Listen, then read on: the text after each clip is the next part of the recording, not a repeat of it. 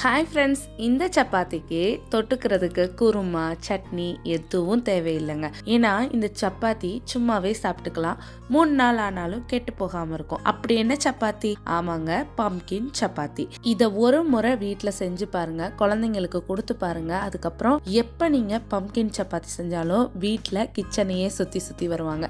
ஏன்னா அவ்வளோக்கு டேஸ்ட் கொடுக்கும். வெயிட் லாஸில் டயட்டில் இருக்கிறவங்களுக்கு இந்த பம்கின் சப்பாத்தி நீங்கள் எடுத்துக்கிட்டிங்கன்னா நிறைய ஃபைபர் கிடைக்கும். வெயிட் லாஸ்க்கும் நல்ல யூஸ்ஃபுல்லாக இருக்கும். வாங்க இந்த பம்கின் சப்பாத்தி எப்படி பண்ணலாம் அப்படின்னு பார்க்கலாம். இதை ஸ்வீட்டாகவும் செய்யலாம், காரமாகவும் செய்யலாம். நான் இன்னைக்கு குழந்தைங்களுக்காக கொஞ்சம் ஸ்வீட்டாக தான் செஞ்சு காட்டிருக்கேன். உங்களுக்கு ஸ்வீட்லாம் வேணாங்க, பம்கின்ல இருக்கிற ஸ்வீட்டே போதும் அப்படின்னு நினச்சிங்கன்னா ஸ்வீட்டை மட்டும் ரிமூவ் பண்ணிவிட்டு மற்றதெல்லாம் அப்படியே ஃபாலோ பண்ணிக்கோங்க. ஃபஸ்ட்டு பம்கினை நல்லா குண்டு குண்டாக கட் பண்ணிவிட்டு இட்லி பாத்திரத்தில் வச்சு ஒரு 10 நிமிஷம் வேக வச்சு எடுத்துக்கோங்க. நீங்கள் 200 கிராம் அளவுக்கு பம்கின் எடுத்து வேக வச்சுருக்கீங்க அப்படின்னா அதில் 70 கிராம், அதாவது ஒரு கப் எடுத்தீங்கன்னா அதில் 1/4 கப் அளவுக்கு வெல்லம் எடுத்துட்டு அதை கொஞ்சமாக தண்ணி ஊற்றி கட்டி இல்லாமல் கரைச்சி வடிகட்டி வச்சுக்கோங்க. பம்கின் நல்லா வெந்ததுக்கப்புறம் அதை தனியாக எடுத்து நல்லா ஆறுனதுக்கப்புறம் கீழே இருக்கிற அந்த தோலை ரிமூவ் பண்ணிடுங்க. ரிமூவ் பண்ணிட்டு இந்த மாதிரி ஒரு அகலமான பிளேட்டில் போட்டுட்டு நம்ம ஏற்கனவே வெல்லம் பாகு காய்ச்சிருந்தோம்ல, நல்லா கெட்டியான பாகை, அதை இதில் கொஞ்சம் கொஞ்சமாக சேர்த்துட்டு நல்லா இந்த மாதிரி மத்துக்கட்டை வச்சு மசிச்சிருங்க. இதை நீங்கள் மிக்சியில் அரைக்கக்கூடாது. அதே சமயம் பம்கினை வேக வைக்கும் போது தண்ணியில போட்டு வேக வைக்கக்கூடாது. தண்ணியில போட்டு வேக வச்சிங்கன்னா சத்து போயிடும். அதே மாதிரி மிக்சியில் அரைச்சாலும் இதில் இருக்கக்கூடிய ஃபைபர் போயிடும். இப்போ பம்கின்ல கொஞ்சமாக வெள்ளைப்பாகு சேர்த்து நல்லா மசிச்சு எடுத்துக்கிட்டாச்சு. மாவு தேவைக்கு தகுந்த மாதிரி நீங்கள் எடுத்திருக்க பம்கினுக்கு வெள்ளைப்பாகு நீங்கள் சேர்த்துருக்கிறதுக்கு தகுந்த மாதிரி மாவை கொஞ்சம் கொஞ்சமாக ஆட் பண்ணி அது கூடவே கொஞ்சமாக சால்ட் ஆட் பண்ணி உங்களுக்கு சப்பாத்தி மாவுலாம் பிணைய தெரியும்ல, எந்த பக்குவத்தில் பிணையணும்னு அந்த மாதிரி பக்குவத்தில் பிணைஞ்சுக்கோங்க. ஆனால் இந்த பம்கின் சப்பாத்தியை பொறுத்தளவு நல்லா இலக்கம் கொடுக்கும். அதாவது நீங்கள் பிணைஞ்சு வச்சப்போ இருக்கிறத விட கொஞ்சம் நேரம் ஆகிட்டா நல்லா லூஸ் விட்டுரும். அதனால நீங்கள் பிணைஞ்சு வைக்கும் போது மாவு நல்லா கெட்டியாக இருக்கிற மாதிரி பார்த்துக்கோங்க. அப்போ தான் தேய்க்கும் போது உங்களுக்கு கரெக்டான ஒரு பக்குவத்தில் இருக்கும். இப்போ நல்லா பிணைஞ்சதுக்கப்புறம் மேலே எண்ணெய் தடவிட்டு காஞ்சி போகாமல் இருக்கிறதுக்கு இந்த மாதிரி ஒரு ஈர துணி போட்டு மூடி வச்சுருங்க. ஒரு அரை மணி நேரம் கழிச்சுட்டு நம்ம எப்போதும் சப்பாத்திக்கு மாவு எடுத்து இப்படி தேய்க்க ஆரம்பிப்போம், அதே மாதிரி நீங்கள் தேய்ச்சிட்டு தவால போட்டு எடுத்துக்கலாம்.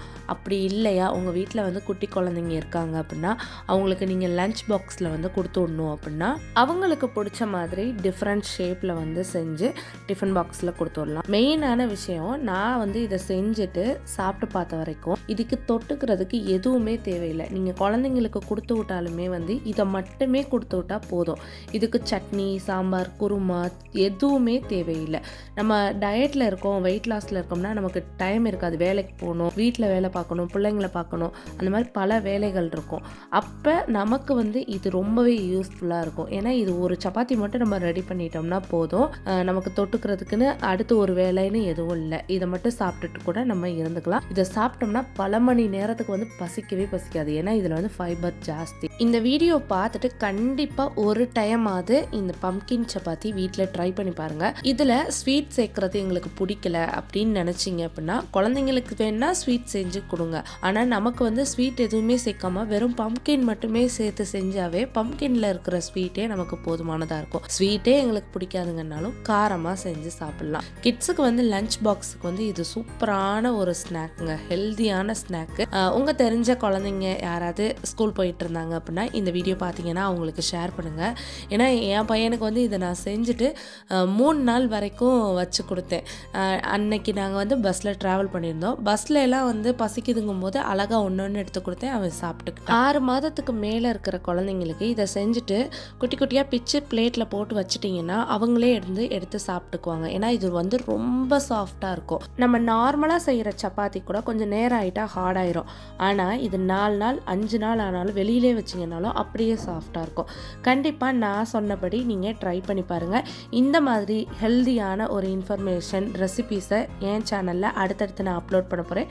கண்டினியூஸாக சப்போர்ட் பண்ணுங்கள். இந்த வீடியோ எப்படி இருக்குன்னு எனக்கு சொல்லுங்கள். Tata, bye bye.